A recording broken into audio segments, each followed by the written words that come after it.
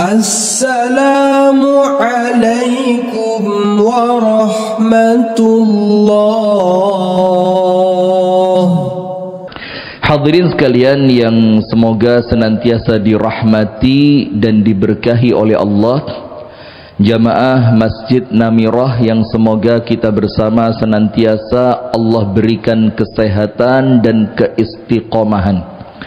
Kita pertemukan Allah dalam majlis yang mulia ini dalam rangka menjalankan salah satu sebab bertambahnya iman dan salah satu cara mempertahankan keimanan, yaitu datang ke majlis ilmu. Maka dengan majlis ilmu yang kita datangi, walaupun terkadang materi yang tersampaikan terkesan berulang, walaupun terkadang apa yang disampaikan mungkin Anda sudah pernah membacanya atau mendengarnya, tapi yang kita cari di majelis ilmu ini bukan sekedar apa yang disampaikan, tapi yang kita cari di majelis ilmu semacam ini adalah keberkahannya, rahmat yang Allah turunkan ke dalamnya, kemudian ampunan dosanya, kemudian doa-doa yang diterima, dan yang paling penting, majelis taklim ini merupakan tempat kita untuk meningkatkan keimanan. Allahumma amin. Kemudian salawat beriring salam semoga terlimpah dan tercurahkan kepada uswah kita, suri tauladan kita dan kekasih kita bersama, Nabi besar, Nabi agung, An-Nabi Muhammad sallallahu alaihi wasallam, beserta seluruh keluarganya, beserta seluruh istrinya, beserta seluruh sahabatnya, dan seluruh di antara umat dan pengikutnya yang setia menjalankan sunnat, menjalankan tuntunan dan menjalankan ajarannya ila yaumil qiyamah. Hadirin sekalian, tema kita di malam hari ini bukan tema kecil, tapi ini tema besar. Bukan perkara yang remeh, tapi ini perkara yang sangat penting untuk difahami oleh setiap muslim, yaitu semangat untuk senantiasa bermanfaat dan memberi manfaat dimanapun, kapanpun, kepada siapapun, dimanapun, kapanpun, dan kepada siapapun. Nah, maka semangat memberi manfaat kepada orang lain itu, semangatnya bukan sekedar untuk menyenangkan orang lain, bukan sekedar itu, bukan sekedar untuk memudahkan orang lain, tapi semangat terbesar setelah Allah Ta'ala adalah apa? Hal jazaul ihsani illal ihsan. Kita menginginkan dari kebaikan yang kita lakukan kepada orang lain, itu kebaikan itu akan kembali kepada siapa? Diri sendiri. Bukankah balasan dari suatu kebaikan adalah kebaikan yang serupa? Nah, itulah kenapa kemudian muncul hadis, barang siapa menutupi aib seorang muslim, Allah akan tutupi aibnya dunia sampai akhirat.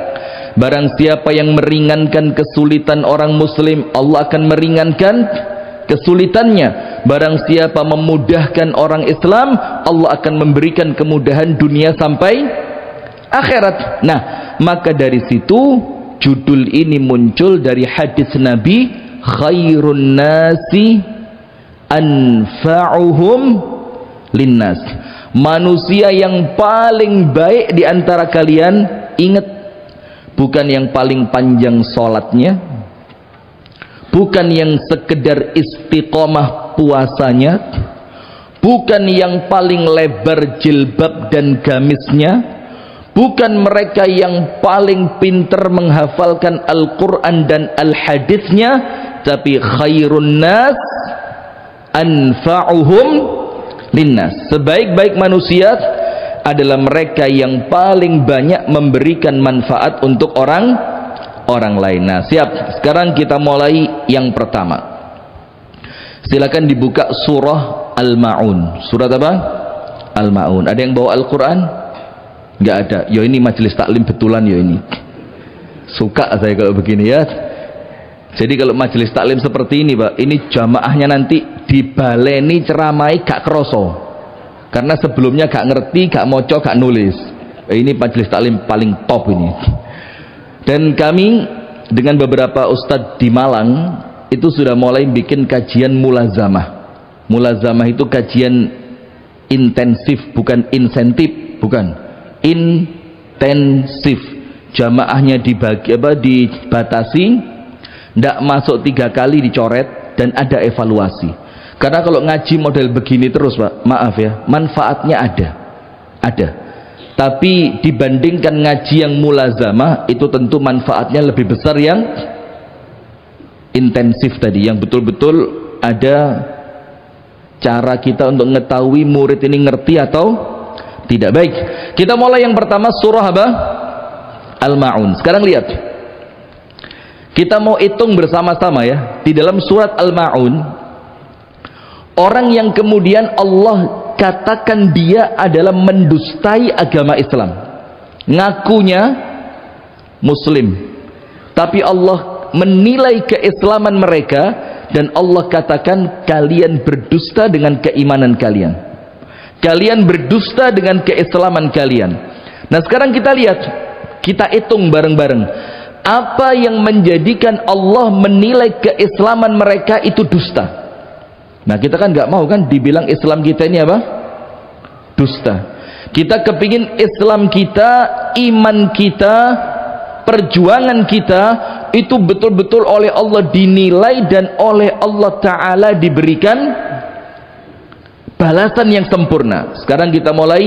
A'udzubillahi minasyaitonirrajim. Bismillahirrahmanirrahim. Ara'aital ladzi yukadzibu biddin. Kata-kata ara'aita ini kata-kata dalam tanda kutip ya, Allah dalam tanda kutip memberikan tantangan. Maksudnya begini, mau ndak kamu lihat, ada nggak kamu perhatikan, adakah di antara kalian yang kemudian mereka itu mengambil pelajaran? Itu kata-kata ara'aita. Sehingga ketika Allah Ta'ala firmankan ara'aitalladzi yukadzibu biddin, itu maka seakan-akan Allah nyuruh kita, ayo perhatikan. Dan hati-hati, maaf lo ya, sebelum memperhatikan orang lain, yang paling penting kita perhatikan siapa? Siapa? Diri sendiri. Sayangnya kita ini tidak, kita punya mata kita ini sibuk memperhatikan orang lain, dan kita lalai dari memperbaiki diri sendiri. Nah sekarang lihat, Allah firmankan ara'aitalladzi yukadzibu biddin. Tidakkah kalian perhatikan, tidakkah kalian melihat orang-orang yang oleh Allah Ta'ala mereka dikatakan mendustakan agama? Dan untuk kita insyaallah akrab di telinga kita kisah tentang Kiai Haji Ahmad Dahlan yang kemudian ngaji sama murid-muridnya surat apa? Al-Ma'un, sampai muridnya merasa apa? Bosan. Dibilang, Pak Yai, Al-Quran itu 30 juz, mulai Alif Lam Mim Al-Baqarah sampai An-Nas surat terakhir. Lah ini kemarin Al-Ma'un, hari ini Al-Ma'un, besok nampaknya juga Al-Ma'un. Kami pengen belajar Yasin, Al-Kahfi, kami pengen belajar Al-Qasas, surat-surat yang lain, kok Al-Ma'un gak beres-beres. Nah, ini sama seperti Ustadz di Malang, almarhum tapi. Mungkin antum ada yang pernah dengar Ustadz Faiz Al-Bin Sa'id rahimahullahu ta'ala. Ustadz Faiz ini ngisi rutin di masjid yang takmirnya abahnya Ustadz Haris. Mana beliau? Tidak kelihatan. Oh, pulang ke Al-Ghifari, Masjid Al-Ghifari.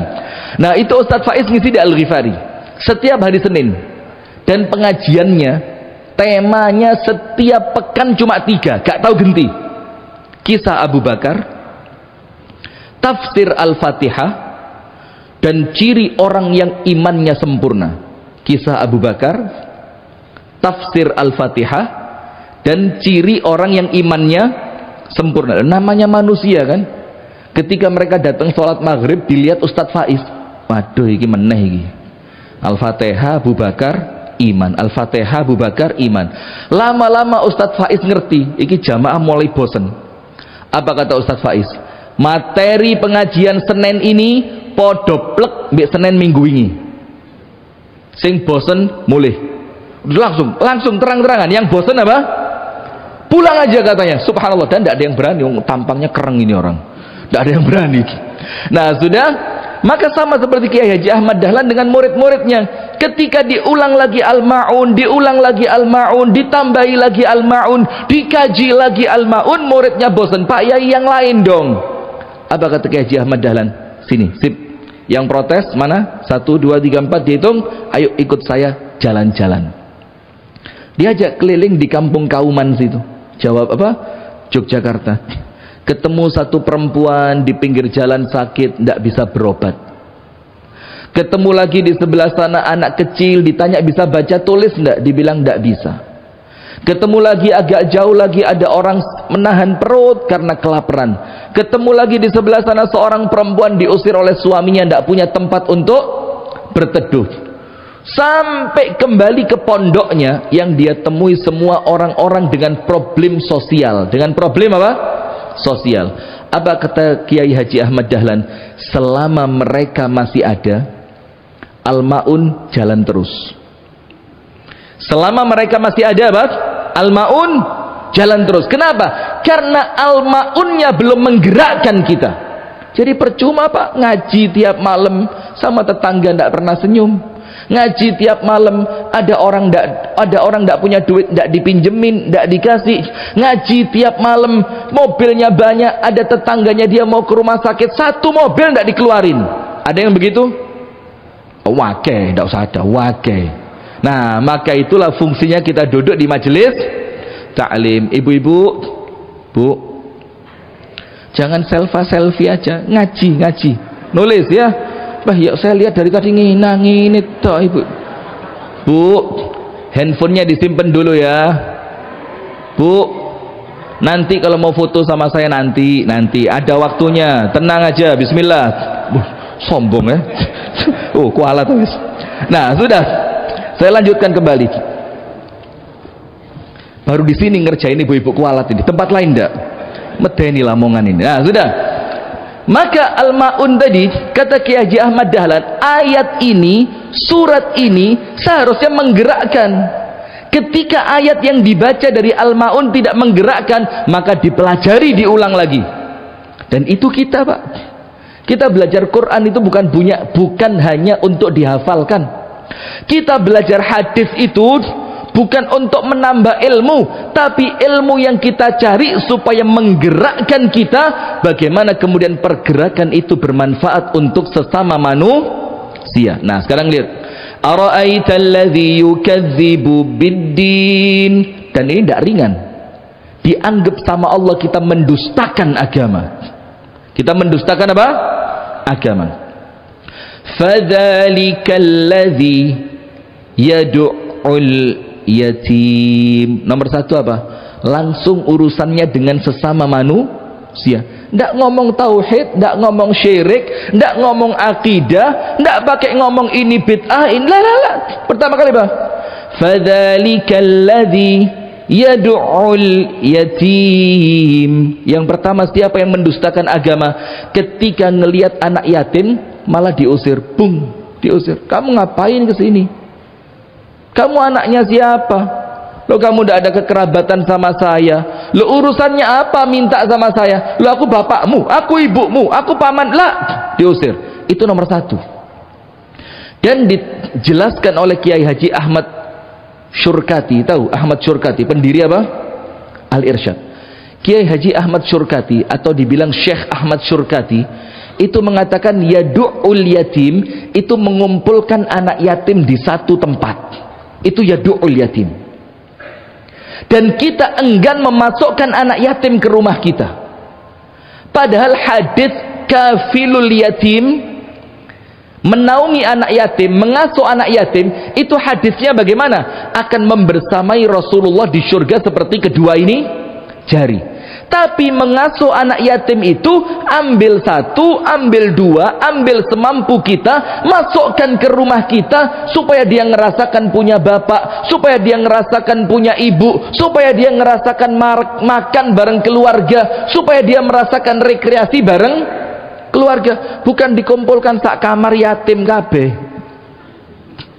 Apalagi di depan ditulisi besar panti asuhan. Iku wis gak enak diwaca.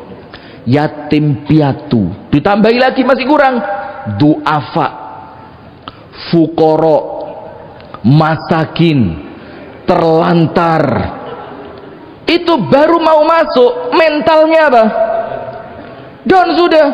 Dan bukan begitu, walaupun sekarang kenapa muncul panti asuhan, ya gara-gara kita juga gandang joko anak yatim. Kalau tidak segera diselamatkan, ya keleleran di pinggir jalan. Akhirnya dengan terpaksa mau tidak mau dikumpulkan dalam satu rumah. Siapa yang salah? Angkat tangan, ngaku. Yang rumahnya ada kamar kosong, ayo suruh nikah lagi tidak berani, kamar kosong dibiarkan. Terus maunya apa? Sampai ibu-ibu maaf sampai dikatakan oleh Nabi Muhammad, al-baitu thalathu ghurafin. Dalam hadis yang sahih dikatakan apa? Rumah itu isinya cuma 3 kamar. Ayo, yang lebih dari 3 kamar, angkat tangan. Rumah itu isinya berapa? Ayo yang mau ngomong kembali kepada hadis yang sahih. Di omamu kamar biro. Rasulullah mengatakan rumah itu isinya 3 kamar. Yang pertama, lil ab wal untuk bapak dan ibu. Nomor 2, lil abna untuk siapa? Anak-anak. Nomor 3, lil dhaif untuk tamu. Walaupun kata 3 di sini bukan jumlahnya 3, tapi fungsi. Ada yang berfungsi untuk bapak dan ibu, ada yang berfungsi untuk anak, ada yang berfungsi untuk terima tamu. Warabi'atu lisyaitan. Kalau ada satu lagi yang kosong, itu tempatnya siapa? Setan. Maka pantas kalau rumah angker itu biasa rumah kosong kan? Maka dibilang ini rumah sowong, wes suwe gak dinggoni, wes 5 tahun sing duwe gak mulih, kemudian ditempati jin. Yo pantas. Nah, rumah kita Pak, kenapa tidak dimasukkan anak yatim ke situ? Dihisab loh sama Allah. Nomor 1 apa? Fadzalikal ladzi yad'ul yatim. Masuk ruangan panti asuhan, yatim piatu, fuqara, masakin, duafa. Orang-orang yang tidak beruntung, korban KDRT, korban broken home lengkap. Mau tidur noleh yatim. Aduh. Mau makan pagi, mau sarapan, satu meja yatim.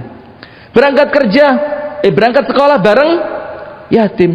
Pulang sekolah lagi sama anak-anak yatim. Masuk asrama, kembali kepada asrama yatim piatu. Rusak mentalnya. Bukan begitu caranya. Kita masukkan mereka ke rumah kita, dianggap seperti anak sendiri, dibelikan pakaian seperti pakaiannya anak kita, dikasih makan seperti makannya anak kita, disayang seperti sayangnya anak kita. Yang seperti ini baru nanti kumpul bareng Nabi Muhammad di surga begini, bukan pengasuh panti asuhan. Nah, tapi itu yang pertama. Fadzalikal ladzi yad'ul yatim wa la yahuddu ala ta'amil miskin. Dan dia tidak tergerak dan tidak menggerakkan untuk memberi makan kepada siapa? Orang-orang miskin. Sekarang rame ndak Jumber? Ngerti Jumber? Jumat berkah. Rame ndak? Semuanya milih Jumat. Rebo keluwen, Kemis keluwen, Senin keluwen, Sabtu keluwen, Minggu keluwen. Warke mek dino. Kenapa? Melehnya semua hari. Dan ini saya lihat langsung dengan mata kepala saya sendiri. Saya tidak nyebutkan tempat ya, karena sensitif ya, khawatir nanti percuma juga saya ceramah panjang-panjang sampai Namira diketoi. Maka tidak usah nyebut tempat sudah. Gini, di satu tempat yang saya sering di tempat itu, ada majelis taklim ini bikin Jumat berkah, majelis taklim yang lain bikin Jumat berkah, komunitas ini bikin Jumat berkah, kantor ini bikin Jumat berkah. Rata-rata yang dikasih orang-orang yang nampaknya miskin gitu kan, yang nampaknya kelaparan, yang bajunya jelek, yang kerjanya di pinggir jalan. Betul apa enggak? Saya lihat Pak, satu abang tukang becak bawa sak kresek dengan berbagai macam kotak dari semua ngasih. Itu apa? Dibukai satu-satu. Jadi saya mau Jumatan, di jembatan itu di ujungnya lampu merah, maka harus berhenti sebelum masuk jembatan, karena jembatannya kalau diberhenti kita di sana khawatir. Maka pas saya berhenti di ujung jembatan, di samping saya abang tukang becak tadi milih Jumat berkah. Ada yang dibuang nasinya, disingkirkan, disimpan lauknya, ada yang dibuka sak plastik di gua kabeh pinggirnya sungai pas, ada yang lagi diambil, ada yang dibuang. Saya pikir kalau begini tidak efektif ini. Bukan begitu cara ta'amil miskin, dikasih itu bukan begitu. Mana lebih manfaat? Anda bagikan di pinggir jalan, manfaat, betul, saya tidak mengingkari itu manfaat, itu manfaat. Mana lebih manfaat? Anda cari pondok pesantren yang baru buka, yang santrinya baru 30, 40, kemudian santri-santrinya itu digratiskan. Jangan Namira, Namira kakean makanannya top-top, katanya setiap hari kambing guling. Iya, saya mau nyantri di sini, baleni nggak apa-apa. Iya, sudah. Cari pondok pesantren yang gratis, yang santrinya itu diambil dari keluarga yang kurang mampu. Datang ke kiainya, Pak Yai, jumlah santri berapa Pak Yai? Misalkan 40. Siap Pak Yai, nanti Pak Yai hari Jumat tidak usah masak ya, sarapan dan makan siang dari jamaah Masjid Namiroh. Akhirnya uang sarapannya santri bisa dipakai keperluan yang lain, dan santrinya bisa makan makanan yang lebih enak. Tapi kalau ngasih ke santri, jangan endok suwir, ceplok di suwir, dadar di, ya pod kata santrinya, ya enakan genku timbang kayak aneh sampean. Kalau ngasih ke santri ayam bakar, yang satu ayam dipotong 4 aja, kita satu ayam potong jadi 100 potong nih, oleh sak pucuk-pucuk sak suwir-suwir. Nah, kasih ke pondok, manfaat mana sama di pinggir jalan? Lawang di pinggir jalan itu tidak semuanya orang kelaparan. Coba dibawa ke santri, kirim, lebih manfaat, uangnya bisa disimpan untuk yang lain, dan santri mendapatkan perbaikan gizi dan asupan. Itu lebih manfaat. Wala yahuddu ala ta'amil miskin. Ngelihat orang miskin itu ngelihatnya sinis, tidak boleh. Itu yang kedua. Yang ketiga, fawailul lil musallin alladzina hum an salatihim sahun. Celaka orang-orang yang salat, yaitu yang mereka lalai di dalam salatnya. Lalai artinya 3. Nomor 1, tidak tepat waktu, tidak di awal waktu. Nomor 2, kehilangan khusyuknya.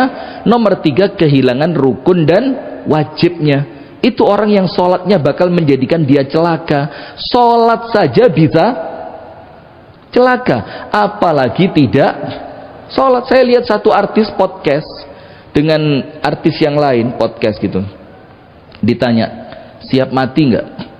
Jawabannya artis tadi, siap Pak Haji. Terus ditanya sama pemilik podcastnya, sholat udah baik belum? Dibilang, kadang masih bolong Pak Haji. Kata yang punya podcast apa? Ini bukan siap mati, nekat mati. Bukan siap tapi apa? Nekat. Kenapa? Sholat aja belum beres, dia pengen mati. Terus dibilang gini, dan ketutup dengan amal soleh yang lain Pak Haji. Dari mana? Kalau sholat sudah ditinggal, amal soleh yang lain sama Allah dicoreti. Karena kebaikan nomor 1 itu apa? Sholat. Maka orang yang lalai dalam sholatnya, dia bakal celaka. Alladzina hum yura'un. Kalau sholat pamer, terakhirnya apa? Wa yamna'unal ma'un. Lihat di sini. Orang yang mendustakan agama, 3 faktor penyebabnya. Dari 4 faktor yang ada, ternyata 3-tiganya karena kita tidak sosial. Berarti faktor agamanya cuma 1, fawailul lil musallin alladzina hum an salatihim sahun. Itu faktor kecelakaannya, mendustakan agama karena itu. Tapi yang lain apa? Sama anak yatim ndak ngopeni, sama orang miskin ndak mau ngasih makan. Kemudian wayamna'unal ma'un. Apa wayamna'unal ma'un? Dalam tafsir Ibnu Katsir dikatakan al-milh. Dia tidak mau bantu orang walaupun sekedar memberi yang kecil semisal garam. Nah, lihat. Sekarang dalam surat Al-Ma'un kita ngerti kan? Ternyata orang Islam yang agamanya benar itu kepada orang lain pasti memberi manfaat. Sekarang jeda sejenak. Jeda sejenak. Begini. Mulai dipikir pelan-pelan. Dipikir apa? Pelan-pelan. Siap nggih? Ibu-ibu siap? Serius? Siap apa? Siap mikir. Dari tadi tidak mikir ya? Bagus ya. Lanjutkan Bu, lestarikan model begitu ya. Ini perlu dilestarikan. Begini.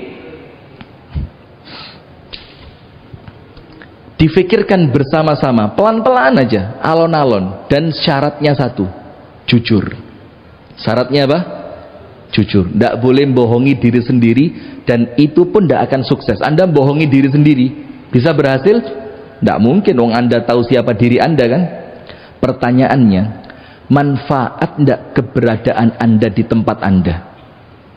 Anda punya rumah di satu RT, manfaat tidak Anda di situ? Mesem. Pikir aja, tidak usah mesem. Terus mulai mikir, manfaatku apa di sana? Aku punya kontribusi apa? Untuk masjid ngewangi nyapu yo males. Wah, aku ingin nyalon ketua takmir gak dipilih kok kon nyapu. Moh lah. Ngelihat masjid kotor ndak mau bantu nyapu.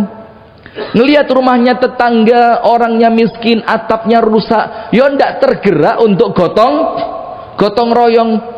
Ngelihat ada got yang mulai mampet, yo merasa bukan tugas saya. Loh, lah terus keberadaan kamu untuk apa? Padahal kebaikan yang kita lakukan itu pada hakikatnya bukan nolong orang lain, tapi nolong siapa? Diri sendiri. Ayatnya dalam surat Al-Isra mengatakan begini, in ahsantum ahsantum li anfusikum. Kalau kamu baik, baiknya buat siapa? Diri sendiri. Wa in asa'tum falaha. Kalau kamu jelek, kejelekan itu kembali kepada siapa? Diri sendiri. Wa may yabkhal fa inna ma yabkhalu ala nafsi. Kalau ada orang pelit, tidak mau berbagi, tidak mau sedekah, tidak mau ngasih hadiah, tidak mau bantu orang, tidak mau ngutangi orang, kalau dia pelit, apa Allah Ta'ala firmankan? Wa may yabkhal fa inna ma yabkhalu ala nafsi. Orang yang pelit, dia pelit untuk dirinya sendiri. Kalau baik untuk kita, buruk pun untuk kita, pelit juga yang kena dampak jeleknya siapa? Kita sendiri. Nah, sekarang ayat berikutnya. Silakan dibuka pada surah Ar-Ra'du. Pada surat apa? Ar-Ra'du. Ayat berapa? Ayat yang ke-17. Ayat yang ke-17. Dalam surah Ar-Ra'd ayat yang ke-17, di sana Allah Subhanahu wa taala menceritakan kepada kita tentang yakin dan ragu. Jadi orang yang ragu itu tidak akan memberi manfaat apapun. Dan orang yang yakin dengan keimanannya itu adalah orang yang bakal langgeng kehidupan dunia dan akhiratnya. Tapi di akhir ayat Allah firmankan begini, فَأَمَّا الزَّبَدُ فَيَذْهَبُ جُفَاءً. Zabad itu artinya buih. Buih itu bermanfaat tidak? Buih itu bermanfaat atau tidak? Tidak ada manfaatnya. Orang ke kanan dia ikut ke kanan, ketiup angin ke kiri dia juga berangkat ke kiri. Maka orang Islam tidak boleh seperti buih. Lagi musimnya lato-lato semua tak tak tak tak tak tak tak tak tak tak tak tak. Sampai muncul di kolom komentar, info dong perumahan yang bisa disewa yang aman dari suara lato-lato. Saking sumpek katanya turu tak tak tak tak tak tak. Nanti mau tidur tak tak tak. Di mana tempat aman dari suara? Sampai ustadz ikut main. Ustadz siapa? Kok tahu? Sudah. Maka dikatakan di sini, fa ammaz zabadu fayadhhabu jufaa. Kalau buih tidak akan merubah apapun, tidak akan mendatangkan kebaikan. Kenapa? Buih itu imma'ah. Imma'ah itu apa? Melok-melok, ikut-ikutan. Orang baik ikut baik, orang jahat ikut jahat. Waktunya iktikaf, ikut iktikaf. Waktunya dangdutan, ikut dangdutan. Apa tidak ada manfaatnya? Tidak menggerakkan, tidak punya keyakinan dalam imannya. Tapi lihat, wa amma ma yanfa'un nas fayamkuthu fil ard. Apa-apa yang mendatangkan manfaat itu akan Allah jadikan langgeng berada di bumi. Allah jadikan apa?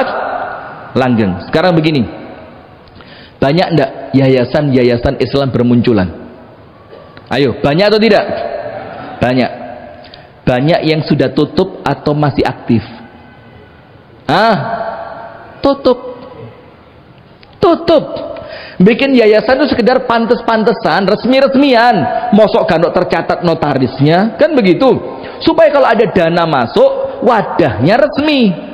Setelah itu buyar. Tidak pernah ada pemberitahuan, tidak pernah ada laporan pertanggungjawaban, tidak pernah ada pembaharuan setelah 10 tahun. Kenapa? Dicari, yayasannya sudah hilang.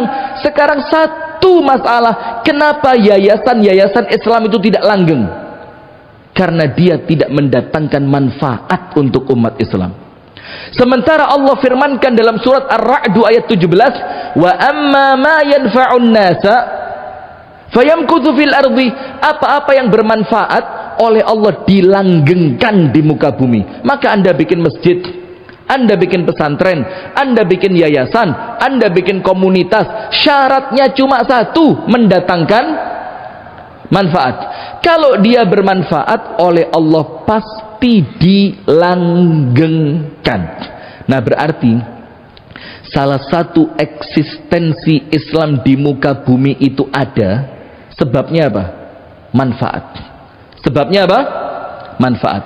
Kalau sudah umat Islam ini tidak memberikan manfaat, maka Islam itu akan sedikit demi sedikit ditinggalkan. Nah, kemudian lihat dalam hadis yang sahih diriwayatkan oleh Al-Imam Ahmad Ibnu Hanbal rahimahullahu ta'ala wa radhiyallahu ta'ala anhu, dikatakan begini. Ini untuk kita yang sudah ngaji, untuk kita yang sudah ngaji. Jujur ya, jujur. Angkat tangan yang sudah ngaji lebih dari 5 tahun. Angkat.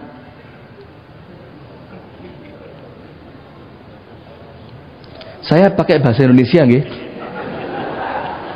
Angkat tangan yang sudah ngaji, wis pokok melbu pengajian, ikut pengajian, duduk di majelis taklim yang kira-kira rentan waktunya sudah lebih 5 tahun. Nun saya angkat tangan. Tidak ada. Loh, ya maksud saya 5 tahun ke atas, 10 ya masuk dong. Wong 5 tahunnya masuk, masuk tuh 10 ndak? Ya 5 ke atas, angkat tangan. Semua? Ndak ada yang angkat tangan kok. Ini loh wong Islam itu. Dikokon maju, gak wani, ndek mburi ngeriwui.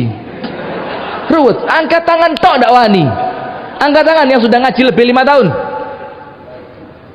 La haula wala quwwata illa billah. Kini minta negaranya maju, angkat tangan wedi. Sudah, katakan semuanya nggih. Sekarang pertanyaannya begini. Yang sudah merasa sudah ngaji, apalagi ngajinya sudah ngaji yang serius, ngaji tenanan, buka Quran, buka kitab hadis, buka kitabnya ulama. Sekarang yang sudah dengerin hadis ini. Disebutkan oleh An-Nabi sallallahu alaihi wasallam, "Mathalu ma ba'athani Allahu bihi minal huda wal ilmi kamathalil ghaithil katsir asaba ardan." Permisalan ilmu yang aku bawa, kata Nabi Muhammad, yang kita pelajari itu ilmunya siapa sih Pak? Ilmunya Nabi Muhammad kan? Dari haditsnya, dari Al-Quran yang beliau sampaikan, semuanya ilmunya Nabi Muhammad. Apa permisalannya? Seperti hujan deras. Seperti apa? Hujan deras. Sekarang gini Pak, di Lamongan hujan 2 jam, dan hujan yang sama turun di Jakarta 2 jam. Di Jakarta banjir, Lamongan aman. Hujannya sama, derasnya sama, waktunya sama, intensitasnya juga sama. Kenapa di Lamongan tidak bikin banjir? Malah seneng tumbuh tanaman, menyuburkan buah-buahan. Kenapa di Jakarta malah jadi banjir? Hujannya sama. Kenapa? Hujannya sama, tapi yang nerima tidak sama. Anda ngaji sekarang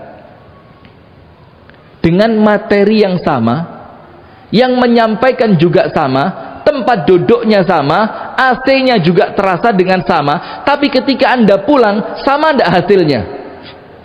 Berarti yang salah, maaf ya, bukan sekedar ilmu yang disampaikan, tapi siapa yang nerima ilmu tadi. Ada orang semakin berilmu, tambah kemenyek. Ada. Masuk masjidnya orang itu cengenges-cengenges.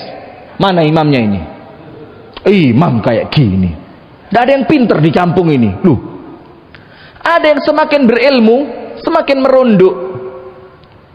Mal as-sanabilatan hanibi tawadhu'in wal farighatu ru'usuhunna sawamikh. Orang Arab bilang, padi yang berisi itu apa? Merunduk. Tapi kalau kosong, dangak. Nah, ilmunya yang dipelajari sama, tapi yang satu tawadhu, yang satu tambah sombong, yang satu rendah hati, yang satu songong. Kenapa? Yang salah bukan ilmunya, tapi siapa yang menerima ilmu. Sekarang kita lihat perumpamaan ilmu yang aku bawa, kata Nabi Muhammad, seperti hujan yang sangat lebat yang turun ke suatu tanah. Lihat, tanahnya ada 3 jenis. Ada berapa? 3. Yang dimaksudkan tanah itu ya kita ini. Yang dimaksudkan tanah siapa? Kita ini. Yang pertama, fakana minha naqiyatun qabilatil ma' faambatatil kala wal 'ushbul katsir. Yang nomor 1, tanahnya subur, nyerap air, menumbuhkan tanaman dan rumput-rumputan yang bermanfaat untuk manusia dan binatang. Nomor 1, tanahnya apa? Subur. Sehingga hujan yang turun, hujannya apa? Diserap masuk. Ketika diserap, dia mengeluarkan sesuatu yang bermanfaat, tanaman dan rumput-rumputan. Tanaman untuk manusia, rumput-rumputan untuk siapa? Untuk binatang. Memberi manfaat enggak? Manfaat. Nah, inilah kemudian para ulama dan para sahabat Nabi, ilmunya diserap, dan ilmu tadi mendatangkan manfaat untuk orang lain ketika disebarkan. Itu nomor 1. Nomor 2, wa kana minha ajadib amsakatil ma' fanafa'a Allahu biha an-nas fasharibu wasaqau wa zara'u. Nomor 2, tanah yatos. Orang mana ini? Sing atos-atos ini orang mana? Oh, jangan live, enggak live ya, record. Tanahnya tos, keras, tapi keras tadi tetap manfaat. Dia bisa menampung air. Airnya tidak diserap, tapi airnya ditampung. Air yang ditampung tadi menjadikan manusia dan binatang bisa minum, menjadikan manusia bisa menyiram tanamannya, dan menjadikan manusia bisa memberikan manfaat kepada yang lainnya. Itu nomor 2. Nomor 1, nyerap air, menumbuhkan tanaman. Nomor 2, tidak nyerap air, tapi dia menampung air untuk dimanfaatkan oleh manusia dan binatang. Nomor 3, wa asabat minha ta'ifatan ukhra innama hiya qi'an. Dan ada yang lain menimpa tanah yang tanah itu namanya qi'an. Apa qi'an itu? Atos, tapi gak nyerap banyu. Atos dia, seperti tanah miring begini. Dia tidak sempat nyerap, tak airnya diapain? Dibuang. Dan itu air malah mendatangkan musibah buat orang lain. Longsor, banjir, apa lagi? Longsor, banjir, terus apa? Ya tidak gempa dong, hujan kok gempa. Ilmu geografi dari mana ini? Bah ya jangan teman-teman lah ya. Ya longsor, banjir atau yang lain. Ini tanah yang ketiga. Berarti silakan dilihat hadirin, Nabi Muhammad menceritakan ilmu yang Nabi Muhammad bawa itu kriterianya manfaat. Ayo, yang sudah ngaku ngaji lama, Anda bermanfaat apa untuk orang lain? Ayo, ngoreksi tok. Bid'ah notok. Apalagi? Nyalah notok. Apa manfaatnya buat orang lain yang sudah punya ilmu itu loh? Padahal salah satu ciri ilmu itu manfaat, salah satunya apa? Yurithul amal. Ilmu itu membuahkan amal. Dan amal yang paling besar yang merupakan buah ilmu, amal untuk sesama manusia. Silakan cek kitab-kitabnya para ulama.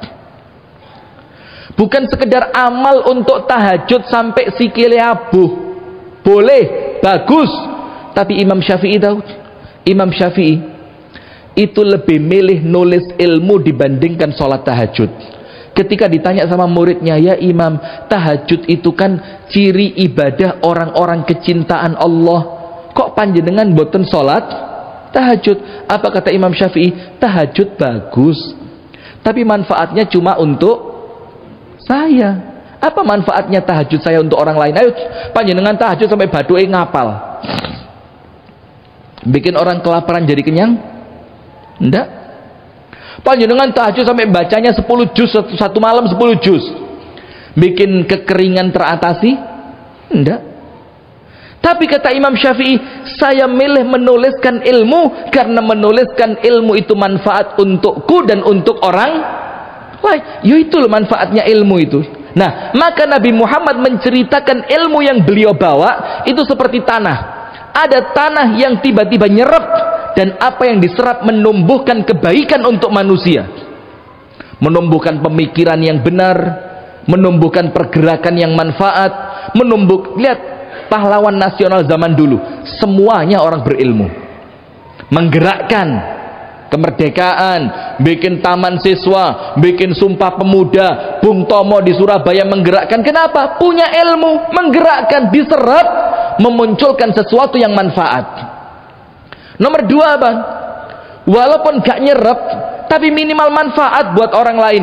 Ditampung ilmunya, ditulis, disebar. Belum tentu dia mampu mengamalkan, tapi orang lain yang mendapatkan manfaat dari ilmu yang dia dengarkan. Tapi hati-hati, ada yang nomor tiga, namanya tadi apa? Ki'an. Ki'an itu apa? Ilmu nih gak dirungokno, gak diserap, malah mendatangkan bencana. Enten apa mboten? Kata napa kedik? Coba. Ngaji kemana-mana bawa catatan, bunadut. Pulang ibunya sakit. Ya mak, ngono mak wis tuwek kok lara-lara. Sik tak ngaji sik. Loh. Umikmu lebih penting dibanding ilmu yang kamu cari tadi. Apa artinya di sini? Kita perlu ilmu yang menggerakkan, bukan mendatangkan kecelakaan untuk orang lain. Nah, sekarang berikutnya, karena ini saya nulis materi serius tenanan ini, jadi waktunya harus dimanfaatkan dengan baik. Kemudian Anda buka surah Ibrahim ayat 24 dan 25. Surat apa? Ibrahim. Ayat berapa? 24 dan 25.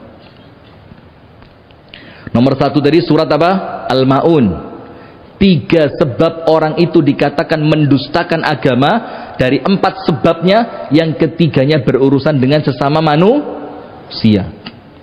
Nomor 2, Ar-Ra'du ayat 17.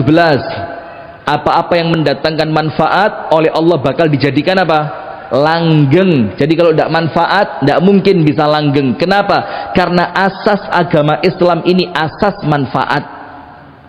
Nomor 3, hadis Nabi Muhammad, betul tidak? Perumpamaan ilmu yang dibawa oleh Nabi Muhammad seperti hujan yang menimpa suatu tanah, ada yang nyerap mendatangkan buah-buahan, tanaman dan yang lain, ada yang ditampung akhirnya manfaat buat orang lain, ada yang malah ilmu itu mendatangkan bencana. Sekarang yang keempat, surat Ibrahim ayat 24 dan 25. Allah Ta'ala berfirman di sana, Alam tara kaifa daraballahu mathalan kalimatan tayyibatan kasyajaratin tayyibah. Tahukah kamu permisalan kalimat-kalimat yang baik? Kalimat yang baik itu ditafsirkan oleh para ulama kalimatut tauhid. Kalimat apa? Tauhid, la ilaha illallah. Perumpamaan kalimat yang baik, kasyajaratin thayyibah, seperti pohon yang baik. Lihat, orang yang ilmunya benar, akidahnya benar, ibadahnya benar, sekarang cek harus seperti pohon. Kalau ada yang kurang, maka jangan-jangan ada yang salah dengan ilmu kita. Jangan-jangan ada yang salah dengan akidah kita. Jangan-jangan ada yang salah dari ibadah kita. Seperti sebatang pohon besar yang kokoh. Asluha thabitu wa far'uha fis sama. Akarnya kokoh menusuk ke dalam tanah. Asluha thabit. Apa asluha thabit? Akidahnya kuat, tidak gampang terombang ambing. Dia fokus Islam yang ini, tidak ikut-ikutan. Musimnya celana pensil, melok pensil, besok spidol, melok celana spidol, besok celana tip X, melok celana tip X. Tidak, Islam fokus, ini saya. Asluha thabit, asluha thabit, akarnya kokoh ke dalam. Itu artinya apa? Akidahnya mantap.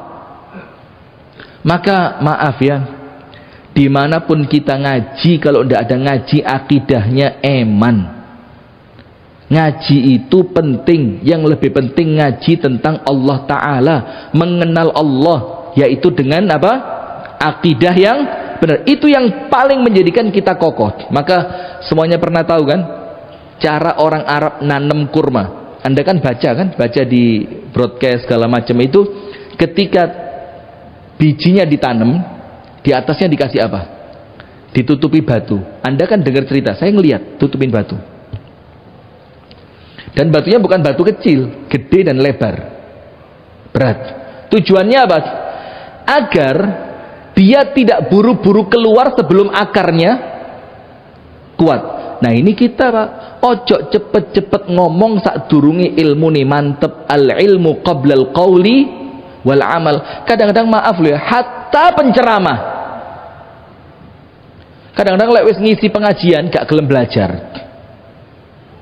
Maka terus ilmu yang disampaikan ilmu dari mana kalau kamu tidak pernah belajar itu loh.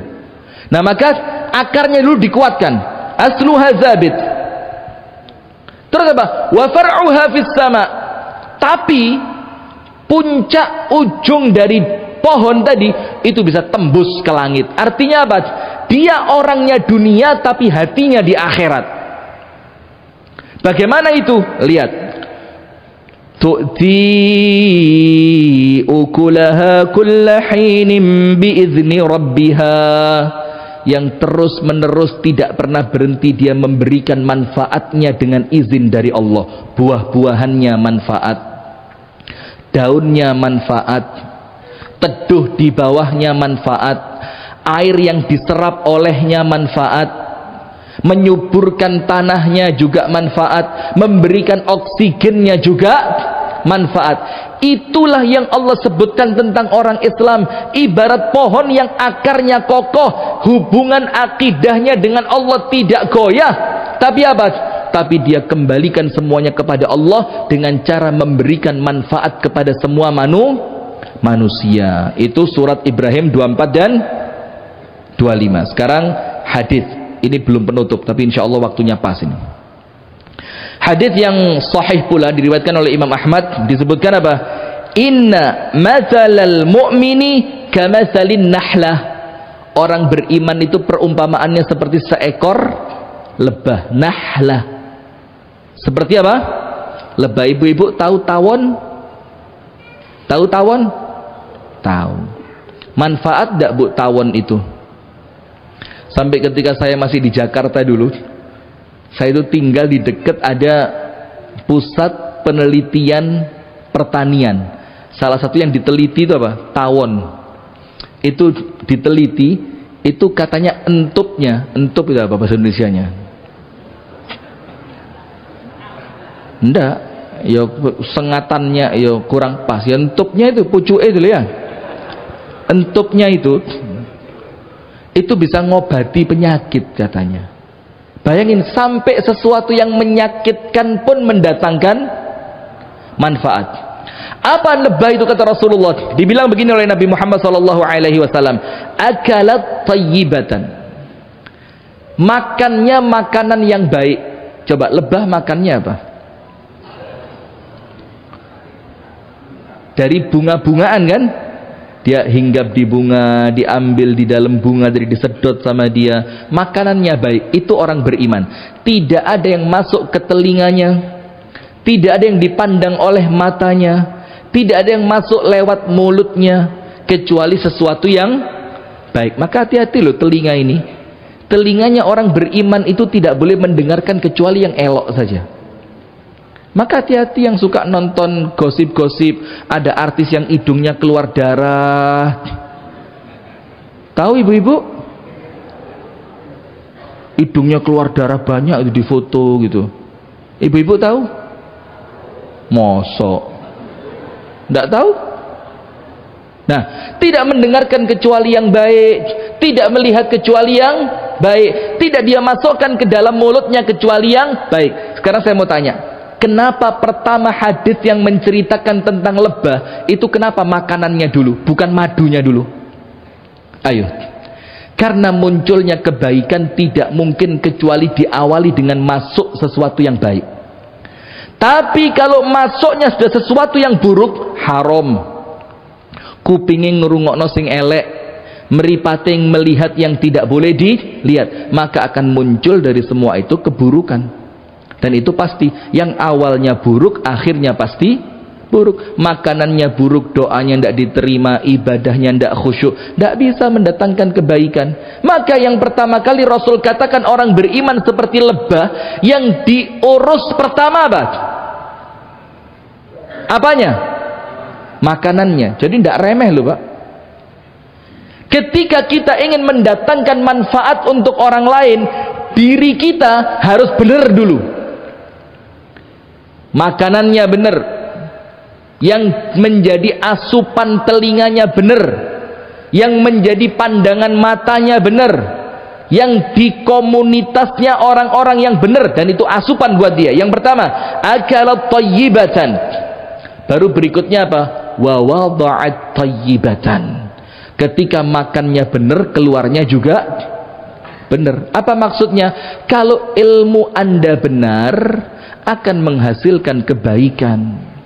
Kalau makanan Anda benar, akan menggerakkan untuk kebaikan. Kalau akidah Anda benar, akan mendatangkan kemanfaatan. Kemudian, wa waqa'at falam taksir walam tufsid. Ketika dia hinggap, tidak mematahkan ranting dan tidak merusak tanaman. Itu apa? Lebah. Sekarang lihat kita Pak, gara-gara nomor satu yang masuk sudah tidak benar, telinganya tidak terjaga, matanya tidak terjaga, makanannya tidak terjaga, maka keluarnya apa? Tidak benar. Maka kita datang kemanapun yang ada bukan manfaat tapi mudorot. Masuk kampung sana mecah belah, ngerusak. Masuk majelis taklim sana bikin panitia bingung, kelagapan, akhirnya panitia masjid pecah. Masjidnya awalnya satu jadi dua. Kena apa? Wingi ceramah ngene gak oleh ngene. Oh ndek masjidmu gak diterima, aku tak gawe masjid dhewe cek luwe bebas, luwe gampang, ustadku iso mlebu. Loh, kok jadi begitu sekarang? Di mana prinsip lebah mendatangkan manfaat untuk kita sekarang? Lawang ilmunya sudah benar. Kok bisa ilmu yang benar itu tidak mendatangkan manfaat? Nah, orang beriman prinsipnya tiga. Yang masuk baik, yang keluar baik, dan tidak merusak. Itu prinsipnya orang beriman. Nomor satu apa? Yang masuk baik. Masuk itu ingat, bukan cuma makanan. Ibu-ibu, Bu, termasuk masuk kemana Bu? Bu, panjenengan suka dengerin gosip-gosip yang murahan itu? Seneng? Ada bunda siapa itu? Loh. Kok malah panjenengan Pak? Saya berharap ibu-ibu loh. Waduh. Sudah pulang tapi katanya ya? Sudah balik ke negaranya sudah? Pura-pura karo ini. Yang masuk itu bukan cuma makanan, tapi yang masuk ke telinga, yang masuk lewat mata. Maka maaf ibu-ibu ya, dan laki-laki juga sama. Meripat ini perlu dijaga, Pak. Jangan ngelihat yang jelek-jelek, pengaruhnya pada ibadah besar. Telinga perlu dijaga. Jangan dengar yang jelek-jelek, pengaruhnya untuk hati besar. Dan yang paling berbahaya urusan apa? Makanan. Maka sampai perempuan salaf di zaman dulu, kalau suaminya mau berangkat kerja, diingetin, Mas, cari yang halal ya. Kalau tidak dapat, kami kuat kok untuk sabar. Tapi kalau panjenengan pulang bawa yang haram, kami tidak sabar kalau masuk neraka. Coba, perempuan di zaman salaf, perempuan zaman sekarang, suami mau berangkat kerja, sarapan gak enek, kopi durung dadi, Mas listrik entek lo ya, mending bayar sekolah anak lo, lipstikku ya sekali didik, mending wayan juga kelambi dek penjahit, ngeluh bojone akhirnya menggarong. Maaf, astagfirullah wa atubu ilaih. Nomor 2, apa prinsipnya? Tidaklah keluar darinya kecuali apa? Kebaikan. Dari perbuatannya mendamaikan, dari ucapannya menyenangkan, dari tindak tanduknya membahagiakan. Itu orang beriman. Dan yang ketiga, ini salah satu yang paling penting, dia datang tidak mematahkan, tidak merusak. Sekarang banyak pengajian datang ngerusak. Maaf lo ya, jujur Pak, hati sedih. Lo wong niati lo podo-podo api, pengen ngaji, cari ridhonya Allah, pengen mendapatkan ilmu yang berkah. Terus kenapa ilmu yang kita cari itu bikin kita panas sama orang lain? Masalah. Sementara Rasul mengatakan mukmin seperti lebah. Lebah itu tidak mematahkan dan tidak merusak. Tidak mematahkan dan tidak merusak itu apa? Menjadikan suasana tetap ya ngerti kondusif ya. Kondusif, aman, nyaman, tentram. Itu buah dari ilmu yang benar. Nah sekarang penutup. Wes, pas 1 jam ya. Baru ini saya bisa pas, alhamdulillah. Penutup, silakan dilihat di dalam hadis yang sahih. Dari hadis Abdullah bin Umar, Rasulullah bersabda sallallahu alaihi wa alihi wa sahbihi wasallam, ahabbul a'mali ilallahi azza wa jal, amal yang paling dicintai Allah. Amal yang paling apa? Dicintai. Artinya 3. Artinya amal yang paling dicintai itu artinya 3. Nomor 1, pahalanya paling besar. Nomor 2, paling cepat mendatangkan cintanya Allah untuk pelakunya. Nomor 3, paling berpotensi untuk memasukkan pelakunya ke dalam surga. Jadi kalau Anda baca dalam hadis ahabbul a'mali ilallah, amal yang paling dicintai oleh Allah, maka artinya berapa? 3, pahalanya paling besar. Kalau diamalkan paling cepat mendatangkan cinta dari Allah, dan amal yang paling berpotensi memasukkan kita ke dalam surga. Apa amal itu? Nomor 1, sururun tudkhiluhu ala qalbi muslim, kebahagiaan yang engkau masukkan ke dalam hati orang beriman. Kebahagiaan yang engkau masukkan ke dalam hati orang yang beriman. Apa sih artinya? Nyeneng nawang Islam. Maka kalau Anda diundang orang miskin, Mbak, dibanding Anda diundang orang kaya, lebih seneng Anda itu ketika orang miskin seneng. Loh, tak undang lo teko, tak kira bakal gak teko, maka bahagianya dia lebih besar. Yo, itu yang pahalanya lebih besar. Anda membahagiakan orang Islam. Ada orang utang duit, Pak, utang duit, anak ini waktunya bayar daftar ulang, kalau tidak dibayar sekarang tidak boleh sekolah. Berapa? 650.000. Tak kasih 1 juta, bawa. Bahagia dia, Pak. Itu amal yang pahalanya paling besar. Nyeneng wong Islam, senengin orang Islam. Lihat ada orang sedih, kenapa sedih? Ayo jalan sama saya, nikah lagi, pasti bahagia. Bu, seneng lihat. Itu pahalanya paling besar. Setuju? Bagus. Ibu-ibu setuju? Bagus, ya wes, tidak apa-apa. Sururun tudkhiluhu ala qalbi muslim, engkau masukkan kebahagiaan ke dalam hati orang yang beriman. Yang kedua, au takshifa anhu kurbatan, engkau singkirkan kesulitan hidupnya. Misalkan anaknya mau daftar kerja, kalau tidak ada rekomendasi dari panjenengan, tidak diterima, kasih rekomendasi. Misalkan, Pak, anak saya sakit, mau cari kamar tidak dapat, kata dokternya kamarnya sudah penuh, dan Anda di rumah sakit itu dikenal, telepon. Halo, assalamualaikum, ada kamar kosong enggak? Kalau yang telepon Anda tiba-tiba ada, oh banyak. Sing telepon dong melarat, penuh. Dan saya ngerasain itu, Pak. Jujur, pernah saya lakukan itu. Saya bawa temen nyetir mobil saya, Kang, nabrak anak kecil, kakinya patah. Sudah masuk rumah sakit salah satu, mulai jam 5 sore sampai jam 9 malam nggak ditangani. Saya pindahkan ke rumah sakit yang lainnya, dibilang baru bisa masuk kamar besok habis subuh. Saya tanya kenapa, kamarnya penuh, Pak. Qadarullah saya kenal direktur rumah sakit itu. Saya telepon, Pak, siapa yang bilang? Langsung tak banter no speakerin di ngarepe mbaknya tadi. Ayo. Ini Pak, saya baca namanya dia di sini. Oh, jangan gitu Pak, ini kan prosedural Pak, bukan SOP pret. Saya telepon direkturnya. Bisa Ustaz, siapa bilang? Ngomong sendiri aja, ngomong abang ireng. Padahal sebelumnya cantik itu, langsung elek. Masya Allah. Lah, gini nih loh yang orang Islam kudu ngerti.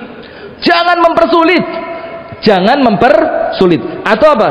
Au taqdiya anhu dainan, atau engkau bayarkan dari dia utangnya. Atau kau bayarkan apa? Saya Pak, percis depan rumah saya itu BPR, bank perkreditan, pas rumah saya jalan raya BPR. Itu kalau awal bulan Pak, kudu nangis saya lihat. Dan demi Allah jujur, kudu nangis saya lihat.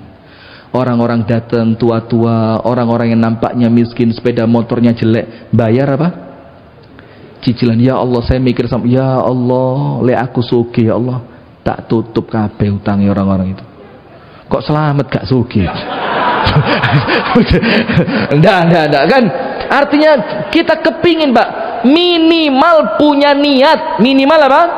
Punya niat. Kalau ada orang-orang, maaf le, serius Pak, Anda cek paling utangnya mereka berapa sih? Ono sepeda motor digade paling mek payu 2 juta ndek gaden. Ada yang bawa mobil tua, mobil tahun 80-an, dikerok nomeri, paling keluar berapa sih? 5 juta. Dan terkadang uang itu untuk kita tidak ada artinya, tapi ketika Anda tutupkan bagi dia, itu senengnya sampai kiamat gak hilang. Dan itu adalah amal yang paling dicintai oleh Allah.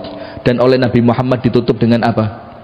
Begini, wali an amshiya ma'a akhin li fi hajatin lahu hatta aqdiyaha lahu ahabbu ilayya min an a'takifa fi masjidi hada syahran. Ini loh, kalau saja kata Nabi Muhammad, saya ini disuruh jalan membersamai saudaraku untuk memudahkan urusannya dia sampai urusannya selesai, itu lebih aku cintai dibandingkan iktikaf di Masjid Nabawi 1 bulan. Bukan Namiro loh, Nabawi 1 bulan. Sementara sekali sholat di Masjid Nabawi berapa kali lipat kan pahalanya? Ini iktikaf di Masjid Nabawi di bulan Ramadan 1 bulan kalah pahalanya dibandingkan apa? Membantu hajat saudara kita sampai hajatnya terpenuhi. Ini loh Pak, asas manfaat dalam agama Islam. Nah, maka suatu hari Abdullah bin Al-Mubarak tahu nyurati Fudail bin Iyad. Abdullah bin Al-Mubarak itu setahun haji, setahun jihad. Setahun haji, setahun jihad. Setahun haji, setahun jihad. Jadi kalau tahun ini jihad, tahun depan haji. tahun depannya lagi jihad. Abdullah bin Al-Mubarak, ada temennya dia depis dek ngarepe Ka'bah gak tahu ngalih, namanya Fudail bin Iyad. Dikirim surat sama Abdullah bin, ya abidal haramaini law absartana fa innaka ta'lamu annaka bil ibadati tal'abu law ainuka tadma'u daman fajasaduna tadma'u daman. Dibilang apa? Wahai penyembah Ka'bah, kalau kamu ngelihat kami, maka kamu akan ngerti ternyata ibadahmu itu main-main. Kalau matamu karena ibadah meneteskan air mata, jasad kami meneteskan darah. Ini peringatan dari Abdullah bin Al-Mubarak kepada temannya. Ibadah itu bagus, tapi sesuatu yang lebih bagus ketika dirimu bermanfaat untuk orang lain. Nah, maka Pak, jangan segen kalau ada orang mau nyebrang jalan, berhenti sebentar mobil kita. Apa sih susahnya? Remen, seret, biarkan dia jalan. Ketika ada orang di pasar mau ngangkat barangnya kaboten, opo sih repote? Bu, tak bantu ngangkat sampai kendaraan. Ketika Anda ngelihat orang lagi sedih, apa susahnya Anda sapa dia? Kenapa temanku kok sedih? Oh yuk sama saya, kira-kira bisa bahagia enggak sama saya? Yuk kita jalan-jalan. Kalau ngelihat anaknya orang lain sakit, di rumah Anda ada mobil, ngomong sama dia. Jam berapapun Anda perlu mobil saya, ngomong, saya keluarin mobil saya. Itulah orang Islam, senantiasa mendatangkan manfaat. Itu yang dapat saya sampaikan. Semoga ada manfaatnya, dan saya mohon maaf apabila ada ucapan-ucapan yang kurang berkenan, apabila ada candaan-candaan yang kurang sopan. Semoga apa yang kita sampaikan memberikan manfaat untuk kita bersama. Kita tutup dengan doa kafaratul majlis. Subhanakallahumma wa bihamdika asyhadu an la ilaha illa anta astaghfiruka wa atubu ilaik. Assalamualaikum warahmatullahi wabarakatuh.